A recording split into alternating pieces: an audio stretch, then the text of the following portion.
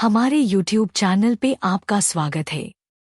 ऐसे ही वीडियोस के लिए चैनल को सब्सक्राइब, लाइक, शेयर करना ना भूलें और बेल आइकन ऑन करें ताकि आपको नए वीडियोस की नोटिफिकेशन मिलती रहे। Living in the heart of Tokyo, chapter 16, निशिमिया शोको की कोयर प्रतियोगिता। ओई क्योसुके और उसकी माँ जब अभी स्कूल के गेट से थोड़ा दूर थे, तभी सामने से किसी ने खुशमिजाजी से आवाज लगाई। अरे, ये साकुरा-चान है। अभी तक घर क्यों नहीं गई? मिकिको ने पूछा। नमस्ते होजो आंटी। मैं आपका और क्योसुके का इंतजार कर रही थी। साकुरा ने अपने सामान्य चुलबुले अंदाज के बावजूद इस बार सीधापन दिखाते हुए कहा। ओह, समझ गई। तुम क्योसुके के बारे में चिंतित थी, है ना? मिकिको ने चिढ़ाते हुए कहा। बिल्कुल, साकुरा ने बिना हिचक के उत्तर दिया। वो इशिदा बहुत बुरा है। मैं ऑफिस में क्योसुके के साथ रहना चाहती थी, लेकिन उन्होंने मुझे वापस भेज दिया। अरे वाह, साकुरा-चान तो बड़ी प्यारी है। तुम्हें तो एक दिन हमारे परिवार का हिस्सा बनना ही होगा। मिकिको ने झुककर उसके गालों को हल्के से खींचा। हाँ, समझ गई। साकुरा मुस्कुराई, हालांकि उसे होजो परिवार का हिस्सा बनने का असली मतलब पूरी तरह नहीं पता था। उसे बस यह पता था, वह क्योसुके के साथ हमेशा रहना चाहती थी। चलो, आज रात हमारे साथ अच्छा सा डिनर करना। लेकिन मेरे घर पर भी तो लोग इंतजार कर रहे होंगे। मैं माकोटो-सान को फोन कर दूंगी। ठीक है फिर। क्योसुके कुछ कह पाता, उससे पहले ही दोनों ने फैसला कर लिया। साकुरा, अपना बैग मुझे दे दो। जरूरत नहीं। मैंने होमवर्क पहले ही खत्म कर लिया। बैग खाली है। साकुरा ने नाक सिकोड़ते हुए गर्व से कहा। लेकिन याद रखना, जो भी तुम बाद में खाओगी, वह डेली मील कोटा में गिना जाएगा। यह सुनते ही साकुरा का चेहरा उतर गया। तुम तो राक्षस हो। ये तुम्हारे भले के लिए है। होजो मामा, जरा क्योसुके को देखिए। हाँ, इसमें मैं कुछ नहीं कर सकती। क्योसुके की चिंता को मान लो। मिकिको दोनों को देख मुस्कुरा रही थी, जैसे भावी बहू को देखकर सास मुस्कुराती है। अगले दिन इशिदा शोया स्कूल के लॉकर तक पहुंचा, लेकिन उसके जूते गायब थे। अरे, मेरे जूते कहाँ गए? उसने ज्यादा नहीं सोचा और आपातकालीन चप्पल पहन ली। कक्षा में माहौल अलग था। जो दोस्त पहले उससे जोर से हेलो कहते थे, अब उसे अनदेखा कर रहे थे। तीसरे दिन उसकी डेस्क पर बुराबला लिखा मिला। चौथे दिन जूते फिर गायब। पांचवें दिन समय बीतता गया और कोयर प्रतियोगिता का दिन आ गया। जिम में भीड़ लगी थी। अगला प्रदर्शन कक्षा 6 से 2, गीत मॉन्स्टर की बैलेड। मंच पर शोको बीच में खड़ी थी। जैसे ही संगीत शिक्षक ने संकेत दिया, सभी ने एकदम सही सुर में गाना शुरू किया। दर्शकों में बैठी निशिमिया याइको की आंखों से आंसू बहने लगे। शोको, मेरी शोको ने कर दिखाया। गायन में उसकी आवाज साफ, आत्मविश्वास से भरी और जीवंत थी। धन्यवाद, होजोकुन, याइको ने धीरे से कहा, आंसू पोंछते हुए। वह फिर से एक मजबूत मां बन गई और उसके चेहरे पर सिर्फ गर्व था। प्रतियोगिता के अंत में साकुरा की कक्षा विजयी हुई। बाद में बच्चे जिम के पीछे इकट्ठा हुए। होजो मामा, मेरा गाना कैसा था? साकुरा ने उत्साह से पूछा। बहुत बढ़िया, मिकिको ने अंगूठा दिखाया, फिर साकुरा और शोको दोनों को गले लगाया। शोको, तुमने तो दिल छू लिया। धन्यवाद, होजो आंटी। शोको हल्की घबराहट के साथ मुस्कुराई। याइको की आंखें फिर नम हो गईं, लेकिन इस बार वह मुस्कुराई। शोको ने कहा, ये सब क्योसुके-कुन और नाओका की मदद से हुआ। अरे, मेरी भी तो मदद थी, साकुरा चिल्लाई। हाँ हाँ, तुमने तो सबको डिस्ट्रैक्ट करने में बहुत मदद की, क्योसुके ने चिढ़ाया। साकुरा बस हंसती रह गई। वह जानती थी क्योसुके की छेड़छाड़ में प्यार था। नाओका एक तरफ खड़ी उन्हें देखते हुए हल्की मुस्कुराई और थोड़ा सा अकेलापन भी महसूस किया। लेकिन शोको ने आगे आकर उसका हाथ थाम लिया। नाओका, तुम्हारी वजह से मैं यहां तक आई। नाओका ने उसकी आंखों में देखा और मुस्कुराई। तुमने सब किया, शोको। मैं तो बस साथ थी। दोनों अब सच्ची दोस्त थी। रात का खाना। सब होजो परिवार के घर पर इकट्ठा हुए। शिराओई बीफ, तेप्पन्याकी, हसीन जाक और गर्माहट। घर जाते समय क्योसुके नाओका को घर छोड़ने गया। क्योसुके कुन, तुम्हें पता है? नाओका ने कहा। क्या जानना चाहते हो? स्ट्रीट लाइट की गर्म पीली रोशनी में नाओका बहुत खूबसूरत लग रही थी। वह धीरे से मुस्कुराई, शरारत के साथ। बता दो। नहीं, इतने आसानी से नहीं। मैं ग्रेजुएशन वाले दिन बताऊंगी। वह 2 कदम दौड़कर आगे गई। मैं अंदर चली। तुम भी ध्यान से जाना। क्योसुके कुछ बोलने से पहले ही वह घर में चली गई। ये सब क्या था? उसने सिर खुजलाया। और तभी उसकी आंखों के सामने नाओका के ऊपर एक चमकदार कर्सर जैसा कुछ जगमगाया। क्या? सिस्टम अब सक्रिय होने वाला है। चैप्टर 17, सिस्टम से मिला पहला उपहार। बाकी का स्कूल वर्ष बिना किसी खास घटना के बीत गया और जल्दी ही दीक्षांत समारोह, ग्रेजुएशन डे का दिन आ गया। स्कूल की जिम्नेजियम को समारोह स्थल में बदल दिया गया था। माता पिता पीछे की ओर बैठ गए थे, जबकि आगे की पंक्तियां खाली छोड़ी गई थी, जहां समारोह पूरा होने के बाद छात्र बैठते। होजो क्योसुके ने काले रंग की गकुरान स्कूल यूनिफॉर्म पहनी हुई थी, जिसके छाती पर एक सफेद फूल लगा था। वह अपने सहपाठियों की लाइन में खड़ा था, अपने होमरूम टीचर टेकुची के पीछे, जो सादा किमोनो पहने हुए थे। स्कूल में आमतौर पर यह यूनिफॉर्म पहनना जरूरी नहीं था, लेकिन आज जैसे विशेष अवसरों के लिए यह निर्धारित थी। सच कहे तो क्योसुके थोड़ा घबराया हुआ था। हालांकि उसके भीतर एक वयस्क आत्मा थी, फिर भी विद्यालय गान गाना, अतिथियों के भाषण सुनना और समारोह की गंभीरता, यह सब बहुत भारी लग रहा था। असल में प्रिंसिपल ने उसे वैलेडिक्टोरियन चुना था, क्योंकि उसके अंक सबसे अच्छे थे और उसे हिगाशी मिडिल स्कूल में प्रवेश भी मिल चुका था। लेकिन उसने यह सम्मान ठुकरा दिया। उसकी माँ, मिकिको, काफी समय तक इस बात से नाराज रहीं। उन्होंने तो अपने गांव के रिश्तेदारों को भी बुलाने की योजना बनाई थी।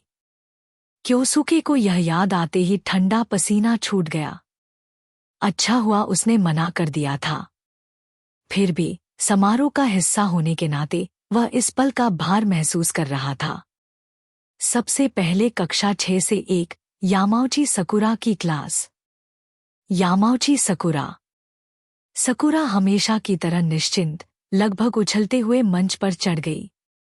कुछ बच्चे घबराहट में लड़खड़ा रहे थे, लेकिन वह मानो किसी त्योहार में आई हो। डिप्लोमा लेते ही उसने अपनी माँ की तरफ हिलाया, फिर क्योसुके की ओर देखकर मुस्कुराई। क्योसुके उसके उस चमकदार मुस्कान पर मुस्कुरा उठा। फिर कक्षा 6 से 2 की बारी।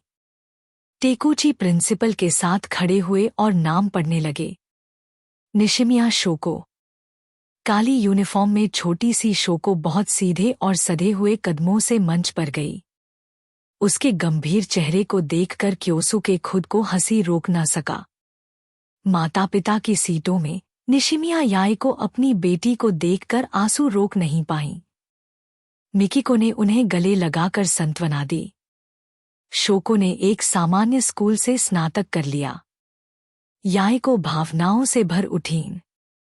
अगर यह स्कूल सफल नहीं होता तो उन्हें उसे स्पेशल नीड्स स्कूल भेजना पड़ सकता था। लेकिन क्योसुके की बदौलत ऐसा नहीं हुआ।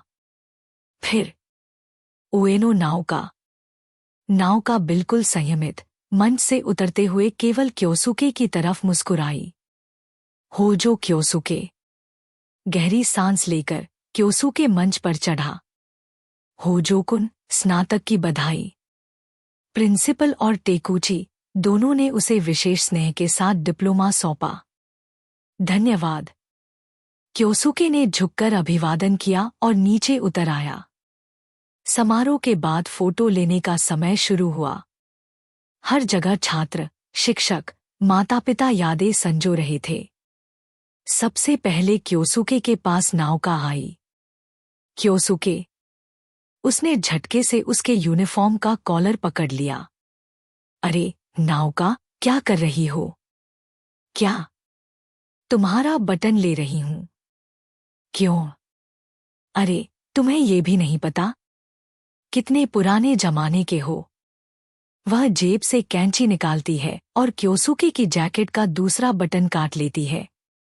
क्या? नाओका, तुम तो चालाक निकली। सकुरा हड़बड़ाती हुई दौड़ी आई। तो ठीक है, मैं कमीज का बटन ले जाती हूं। ये दिल के सबसे पास होता है। और टक, उसने कमीज का दूसरा बटन उखाड़ लिया। फिर धीरे से, मैं तीसरा वाला ले लूं? शोको बोली। और उसने भी कैंची निकालकर तीसरा बटन काट लिया। अरे, अब मैं फोटो कैसे खिंचवाऊं? क्योसुके की शर्ट और जैकेट अब पूरी खुल चुकी थी। तीनों लड़कियां जोर से हंसने लगीं। तभी मिकिको प्रकट हुई। ओहो, क्योसुके, अपनी माँ के लिए एक बटन बचाया है या नहीं? माँ, प्लीज।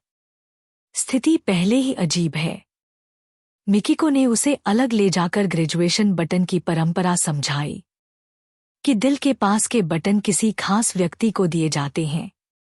अब बात क्योसुके की समझ में आई और वह थोड़ा घबरा गया।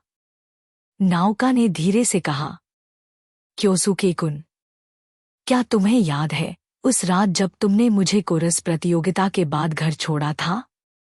सकुरा ने समझदारी से शोको को वहां से ले गई ताकि माहौल शर्मिंदा न हो। हाँ, याद है। उस रात मैं तुम्हें कुछ बताना चाहती थी। 3 साल से मन में रखा है। नाओका, बस सुनो। ठीक है। उस रात जब तुमने यामामोटो और उसके साथियों से लड़ा था, मैंने सब देखा। मुझे लगा क्योसुके एक हीरो है, ठीक मेरे माता-पिता की तरह, जो पुलिस अधिकारी थे और ड्यूटी पर ही शहीद हो गए। क्योसुके कुछ कहने ही वाला था। मैं ठीक हूं। बस बताना चाहती थी। इन 3 सालों में मैंने तुम्हें देखा। कैसे तुमने शोको की रक्षा की, कैसे तुमने इशिदा को सुधारने की कोशिश की। और तब मुझे पक्का पता चला, तुम वही हीरो हो जिसकी मैं तलाश कर रही थी। लेकिन वह हीरो मुझे नहीं बचा रहा था। थोड़ा दुख था, लेकिन उसकी आंखों में गर्मी, अपनापन चमक रहा था। मैं हार नहीं मानूंगी। यह है उएनो नाओका का फैसला। वह आगे आई, क्योसुके के गाल पर एक हल्का चुंबन दिया और भाग गई। क्योसुके स्तब्ध खड़ा रह गया। और तभी उएनो नाओका से उपहार प्राप्त केंडो टैलेंट। उसके दिमाग में संदेश चमका। इतना खुश हो, इतनी देर से वही महसूस कर रहे हो? क्योसुके मुड़ा। सकुरा खड़ी थी, शोको का हाथ पकड़े। नहीं, बस आश्चर्य हुआ था। सकुरा ने गुस्से में हाथ बांध लिए। झूठे। मजा आया था। शोको ने धीरे से बोला, मुझे भी कुछ कहना है। और फिर वह क्योसुके के दूसरे गाल को चूम लेती है। धन्यवाद क्योसुके, फिर मिलते हैं। वह भी भाग गई। सकुरा की आंखें भर आईं। मैं तो सबसे पहले आई थी। क्योसुके ने उसे हल्के से गले लगा लिया और उसके माथे पर चुंबन दिया।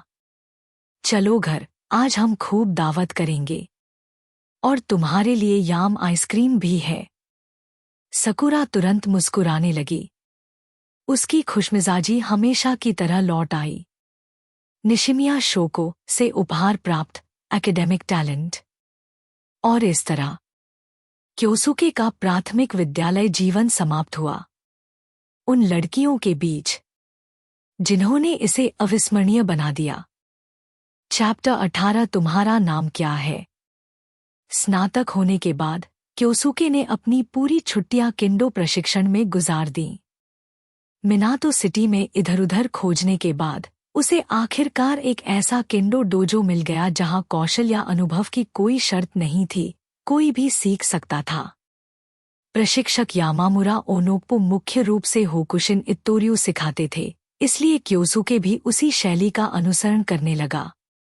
प्रशिक्षण में कोई खास जटिलता नहीं थी, बस इत्तोरियो की मूल तकनीकें और खासकर किरियोरोशी, ऊपर से नीचे की ओर काटने की तकनीक। सच कहें तो हर दिशा, हर कोण, सब कुछ किरियोरोशी ही था। ऐसा लगता था मानो हर समय विरोधी के हाथों पर ही नजर टिकानी हो। कभी कभी क्योसुके को लगता था कि शायद गुरुजी कुछ गलत सिखा रहे हैं, लेकिन उसकी प्राकृतिक तलवारबाजी प्रतिभा और शरीर की समग्र क्षमताओं में आए सुधार के कारण सिर्फ 1 महीने में उसका शरीर काफी बदल गया। अगर वह अपने 1 महीने पहले वाले स्वयं से लड़ता तो उसे पूरा विश्वास था कि वह 20 पुराने क्योसुके को भी आसानी से हरा देता। छुट्टियों के आखिरी दिन स्पैरिंग के दौरान उसने बिना ज्यादा मेहनत के यामामुरा का शिनाई बांस की तलवार उनके हाथ से गिरा दिया और इसी के साथ उसे स्नातक घोषित कर दिया गया। जब यामामुरा ने उसे मिंक्यो प्रमाण पत्र लाइसेंस सौंपा, क्योसुके सचमुच हैरान रह गया। वह तो सोचता था शिक्षक बस एक सामान्य डोजो मास्टर हैं, लेकिन यामामुरा वास्तव में होकुशिन इत्तोरियो के विधिवत शिष्य थे और लाइसेंस प्रदान करने का अधिकार रखते थे। हर पारंपरिक मार्शल आर्ट की अपनी रैंक व्यवस्था होती है। यामामुरा के अनुसार इस लाइसेंस का मतलब था कि अब क्योसुके लड़ाई के दौरान अपना संप्रदाय शैली घोषित कर सकता है। यानी यदि कभी वह लड़े तो वह नाटकीय अंदाज में कह सकता था, होकुशिन इत्तोरियो होजो क्योसुके। क्योसुके ने मन ही मन सोचा, नहीं धन्यवाद, बड़ी शर्मिंदगी है। यामामुरा ने यह भी कहा कि यदि वह उच्च स्तर की तकनीकें सीखना चाहता है तो उसे टोक्यो स्थित मुख्य डोजो जाना चाहिए। यामामुरा साफ तौर पर उम्मीद कर रहे थे कि केवल 1 महीने में लाइसेंस पाने वाला यह प्रतिभाशाली छात्र मुख्य डोजो में उन्हें गौरवान्वित करेगा। क्योसुके ने तुरंत सहमति तो दे दी और फिर तुरंत भूल भी गया। उसे उसका लक्ष्य मिल चुका था। उसे खुद और अपने प्रिय लोगों की रक्षा करने की क्षमता अब थी। जहां तक एकेडमिक एप्टीट्यूड शैक्षणिक प्रतिभा की बात है, उसे यह उपहार थोड़ा कमजोर लगा, क्योंकि उसकी पिछली जिंदगी में वह साइंस स्टूडेंट था। इसलिए मिडिल स्कूल का विज्ञान उसके लिए बहुत आसान था। उल्टा जापानी भाषा, इतिहास, भूगोल और राजनीति उसके लिए सिरदर्द बने हुए थे। लेकिन दीर्घकाल में देखा जाए तो यह उपहार बहुत मूल्यवान था। मिडिल स्कूल विज्ञान आसान, हाई स्कूल के भौतिकी, रसायन, जीव विज्ञान, गणित सब आसान। यहां तक कि विश्वविद्यालय स्तर तक भी उसे मुश्किल नहीं होगी। कॉलेज प्रवेश परीक्षा के समय यह क्षमता बहुत काम आएगी। जब क्योसुके घर लौटा और उसने यह लाइसेंस दिखाया, उसकी माँ होजो मिकी को आखिरकार निश्चिंत हो गई और फिर वह होक्काइदो चली गईं, इचिरो होजो के साथ खूबसूरत छुट्टियां बिताने। उसे पूरी तरह छोड़कर जाते जाते उन्होंने क्योसुके की आवागमन छात्र बनने की अनुमति दी। और उसके स्कूल के नजदीक बुंक्यो वार्ड में एक छोटा सा अपार्टमेंट किराए पर ले दिया। बेशक किराया क्योसुके की स्कॉलरशिप से दिया गया था। क्योसुके बस अवाक रह गया। और सबसे बुरा, उसे पता ही नहीं था कि हिगाशी मिडिल स्कूल पूरी तरह लड़कों का स्कूल है। मिकिको ने ही सभी कागजी काम किए थे। उसे केवल प्रवेश परीक्षा पास करनी थी। उसे सच्चाई तब पता चली जब उसका चयन हो चुका था। और स्कॉलरशिप की बात, वह तो और भी तकलीफदेह थी। क्योसुके प्रवेश समारोह में भाषण नहीं देना चाहता था, लेकिन प्रिंसिपल ने स्पष्ट कहा, स्कॉलरशिप चाहिए तो भाषण देना होगा। इसीलिए उसकी इच्छा के विपरीत उसे पूरे स्कूल के सामने भाषण देना पड़ा। अप्रैल, नए सत्र का पहला दिन। लंबे और उबाऊ प्रवेश समारोह के अलावा खास कुछ नहीं हुआ। कुछ सहपाठी अपने परिचय में मैं बदमाश हूं घोषित कर रहे थे। वह थोड़ा मनोरंजक था। स्कूल के बाद क्योसुके भीड़ भरी मेट्रो में घर लौट रहा था। भीड़ दम घुंटने वाली थी। चाहता हूं कि पूरा ट्रेन किराए पर ले लूं और अकेला सफर करूं। तभी अचानक उसे सुनाई दिया, माफ कीजिए, रास्ता दीजिए, सॉरी। एक लड़की भीड़ को चीरते हुए उसकी ओर बढ़ रही थी। जापान में भीड़ में घुसने के बाद आमतौर पर कोई नहीं हिलता, इसलिए यह दृश्य असामान्य था। वह लड़की अब उसके ठीक सामने खड़ी थी। उसके दो सुंदर ब्रेड्स, जिन्हें पीछे लाल और पीले रिबन से बांधा गया था, सफेद blouse, beige knitted vest, pleated skirt, और उसके गोरे चमकदार पैरों पर पड़ती रोशनी। संक्षेप में, वह बेहद प्यारी थी। उसका चेहरा नीचे था, गालों पर हल्की गुलाबी लाली। भीड़ में धक्का खाते हुए आया पसीना उसकी गर्दन पर चमक रहा था। उसी समय लड़की ने ऊपर देखा और उसकी नजर क्योसुके से मिली। मियामिज़ु मित्सुहा चौंक गई, फौरन नजर हटा ली। गाल और भी लाल हो गए। वह शर्मिंदा थी, लेकिन उसी क्षण उसे याद आया कैसे वह सुबह सुबह इतामुरी से टोक्यो आई। सारे शहर में उसे ढूंढती रही। स्कूल तक गई, लेकिन वह कहीं नहीं मिला। थककर वह स्टेशन लौट आई थी, और तभी वह उसे मिल गया। यह संयोग लगभग किस्मत जैसा था। वह इतने गुस्से और भाव से भर गई कि रो पड़ने को हो रही थी। उधर क्योसुके देख रहा था कैसे उस लड़की के चेहरे के भाव लज्जा, उलझन, क्रोध में बदलते जा रहे थे। वह गाल फुलाकर उसे घूर रही थी। क्योसुके कुछ बोलने ही वाला था कि अचानक उसने तेज आवाज में पुकारा, क्योसुके। Chapter 19 मियामिज़ु Mitsuha. होजो क्योसुके को पूरा यकीन था कि वह इस लड़की को बिल्कुल नहीं जानता। और वह क्यों? क्योंकि उसकी सिर के ऊपर एक चमकदार, उज्ज्वल लेबल तैर रहा था, योर नेम मियामिज़ु मित्सुहा, नायिका। इतना महत्वपूर्ण व्यक्ति जिससे मुलाकात हो, भूलना तो नामुमकिन था। लेकिन जब उसने उसका नाम लेकर आवाज लगाई तो उसके चेहरे पर उम्मीद थी। और क्योसुके बस खामोश खड़ा रह गया। मैं हूं, उसने संकोच से कहा। मुझे पता है तुम्हारा नाम मियामिज़ु मित्सुहा है, लेकिन मैं सच में तुम्हें नहीं जानता, क्योसुके ने मन में सोचा। वह कुछ कह पाता उससे पहले ही लड़की के चेहरे का रंग फीका पड़ गया। तुम मुझे याद नहीं कर रहे? तुम्हारा नाम? जैसे ही क्योसुके ने यह कहा, मित्सुहा का चेहरा पूरी तरह बदल गया। उसे उम्मीद नहीं थी कि वह इस तरह जवाब देगा, जैसे वह किसी अजनबी से बात कर रहा हो। ये सही नहीं है, उसके दिल में गहरा दर्द उठा। मुझे पूरा यकीन था, अगर हम मिले तो वह तुरंत पहचान लेगा। क्योंकि जिसने मेरे साथ शरीर बदला था वह वही था। उसके गाल लाल हो गए। वह नजरें चुरा कर बोली, मैं, माफ करना। उसकी आवाज बमुश्किल सुनाई दे रही थी, निराशा से भरी।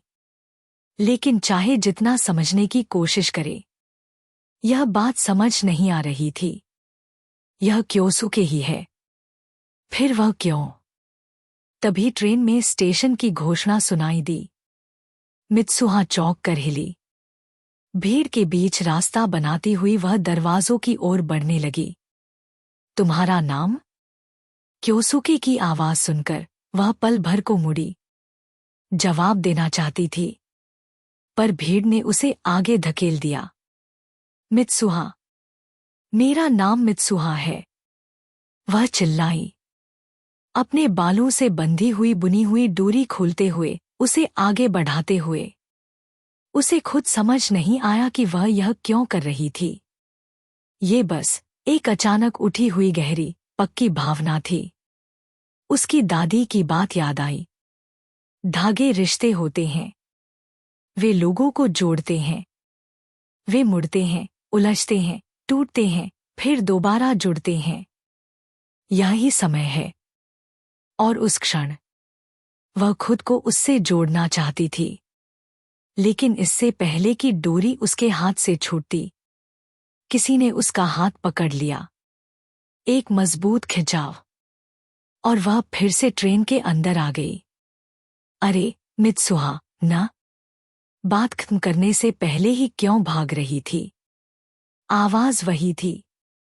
और फिर भी पहली बार सच में सुनी गई। मित्सुहा ने हल्के से मुस्कुराया, लेकिन फिर भी शिकायत की, तुम मेरा हाथ बहुत जोर से पकड़ रहे हो।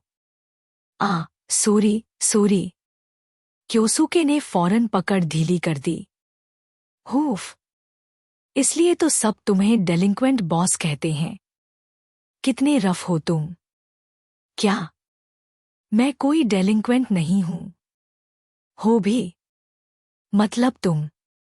मित्सुहा अचानक रुक गई। पूरी ट्रेन खामोश हो गई थी। सब उन्हें घूर रहे थे। चलो कहीं और बात करते हैं, उसने धीमे से कहा। हाँ, सही बात, क्योसुके ने सिर हिलाया। ट्रेन सेंदागी स्टेशन पर रुकी। यही क्योसुके का स्टॉप था। यहीं से कुछ मिनट की दूरी पर था याना का गिंजा, पुरानी यादों से भरी दुकानों और छोटे छोटे पारिवारिक रेस्टोरेंटों से भरी एक गली। सस्ती, स्वादिष्ट खाना। ठीक यही वजह थी कि क्योसुके ने यहां रहना चुना था। उसका छोटा सा अपार्टमेंट, सिर्फ 110,000 येन महीना। स्कॉलरशिप से आराम से हो जाता था। और सबसे बढ़िया, उसका पसंदीदा फैमिली रेस्टोरेंट यहीं था। मित्सुहा रास्ते भर चुपचाप चल रही थी।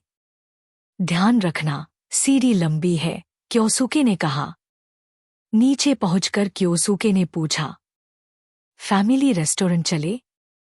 ठीक है। हाँ, आऊं। मुझे ज्यादा भूख नहीं। हम कहीं बैठ भी सकते हैं। क्योसुके ने उसके पैरों की ओर देखा। तुम्हारे पैर दुख रहे हैं। खाना खा लो। मित्सुहा चौंक गई। वह हर कदम पर थोड़ी दर्द से सिकुड़ रही थी। और क्योसुके ने नोटिस कर लिया था। मैं ठीक हूं। और मेरा पैसा भी खत्म हो गया है।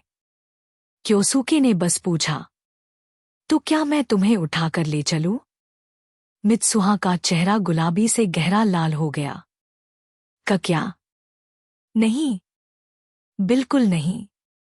क्योसुके हंसा और रेस्टोरेंट की ओर इशारा किया।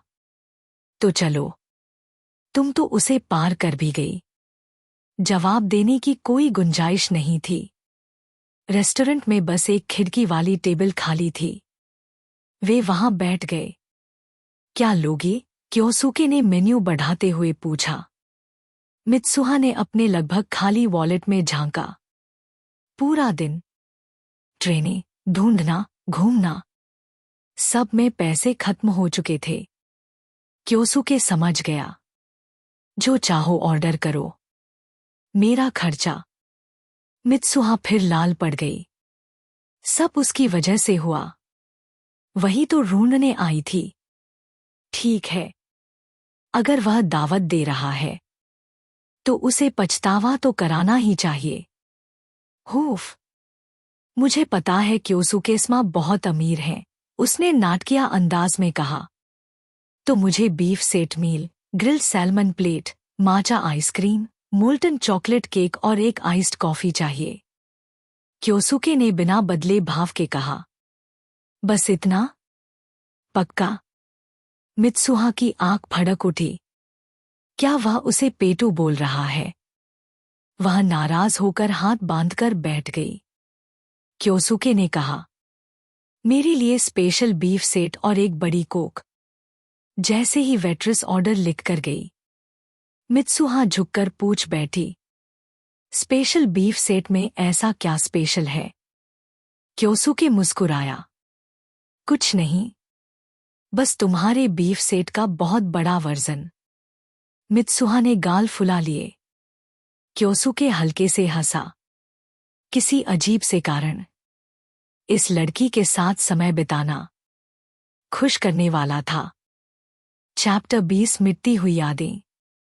तो मित्सुहा, मैं तुम्हें ऐसे ही बुला सकता हूं? जो चाहो बुलाओ। मुझे पूरा यकीन है ये हमारी पहली मुलाकात है, फिर तुम मुझसे इतनी घुली-मिली क्यों हो? ऊपर से मुझे डेलिंक्वेंट भी कह दिया। क्या सच में तुम्हें कुछ याद नहीं?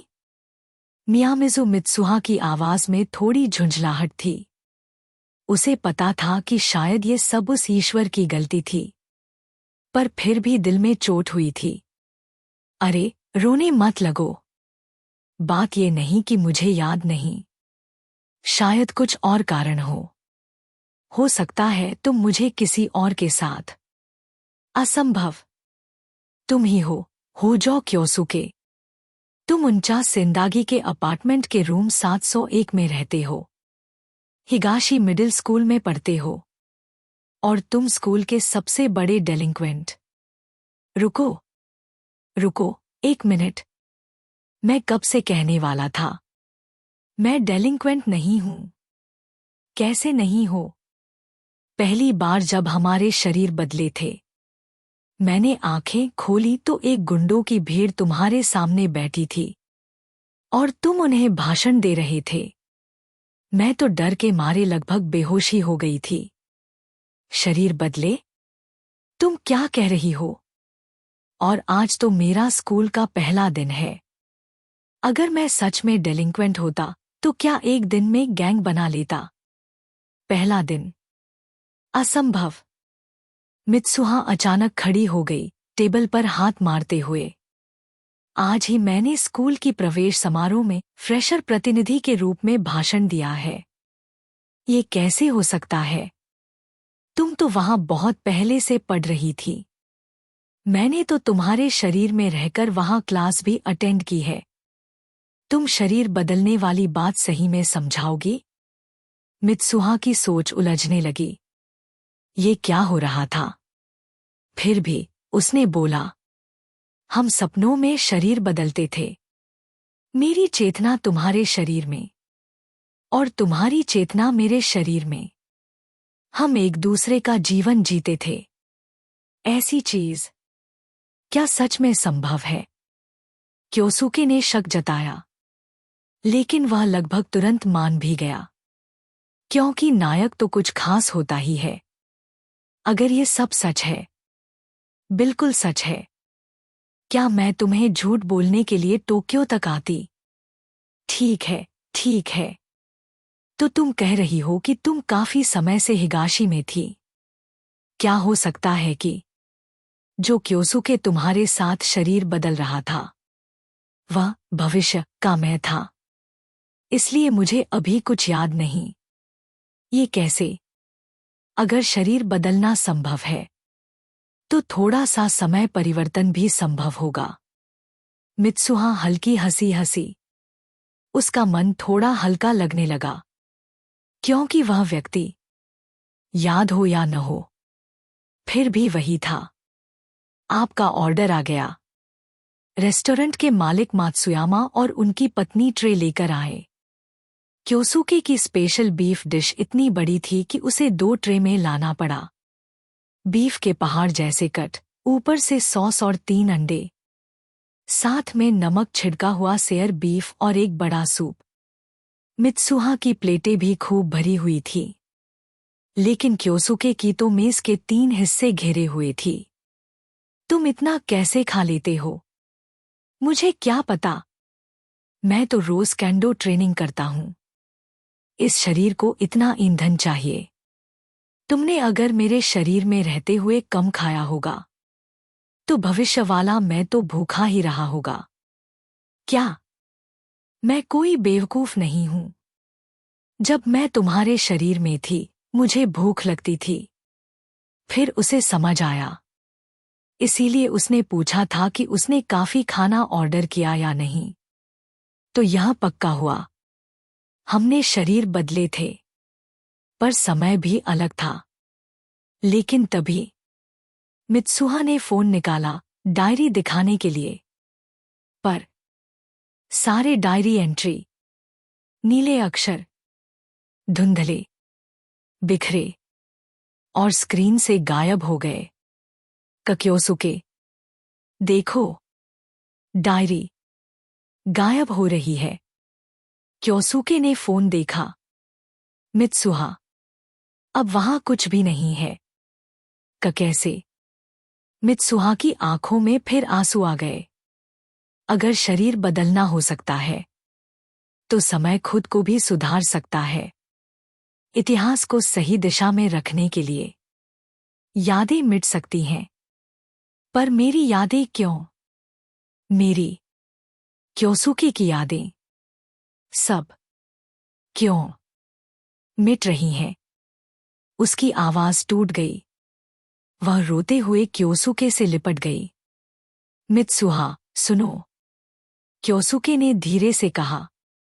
जब हम दोबारा शरीर बदलेंगे, हम डायरी फिर लिखेंगे। मैं तुम्हें सब बताऊंगा। तुम्हारी यादें फिर लौट आएंगी, क्योंकि तब समय की कड़ी पूरी होगी। मित्सुहा ने सिर हिलाया, आंसू पोंछते हुए। क्योसुके ने विषय बदल दिया। चलो, खा लो। आइसक्रीम पिघल रही है। आह, मेरी आइसक्रीम। और माहौल फिर थोड़ा हल्का हो गया। जब खाना खत्म हुआ, ओह नहीं, आखिरी ट्रेन का टाइम हो गया। खड़े होते ही, आउच! उसके पैरों में फिर तेज दर्द उठा। तुम आज रात यहीं रुक जाओ, क्योसुके ने कहा। क्या? तुम कैसी बातें कर रहे हो? बिल्कुल नहीं। ठीक है, तो मैं तुम्हें स्टेशन तक उठाकर छोड़ देता हूं। इस बार मित्सुहा चुप हो गई। धीरे से बोली, ठीक है। क्योसुके ने उसे अपनी बाहों में प्रिंसेस कैरी में उठा लिया। उसका गाल उसके सीने पर था, उसका चेहरा पूरी तरह लाल। और वो दोनों धीरे धीरे स्टेशन की ओर चले, ट्रेन में बैठते हुए। धन्यवाद, क्योसुके। सो जाना चाहो तो सो जाओ, मैं जगा दूंगा। मित्सुहा ने आंखें बंद की। क्या हम फिर मिलेंगे? क्या अजीब सवाल है। मैं इस हफ्ते तुम्हारे शहर आऊंगा। इतोरी, हिदा सिटी, है ना? मित्सुहा मुस्कुराई। हाँ, मैं तुम्हें हिदा बीफ खिलाऊंगी। और वो धूमकेतु, गुरुवार की रात जरूर देखना। मैं भी इतोरी से देखूंगी। ठीक है, वादा। तो अलविदा। अलविदा। ट्रेन के दरवाजे बंद हुए और वह विदा हो गई। आगे क्या हुआ इसके लिए चैनल से जुड़े रहे। लाइक, शेयर और सब्सक्राइब करें।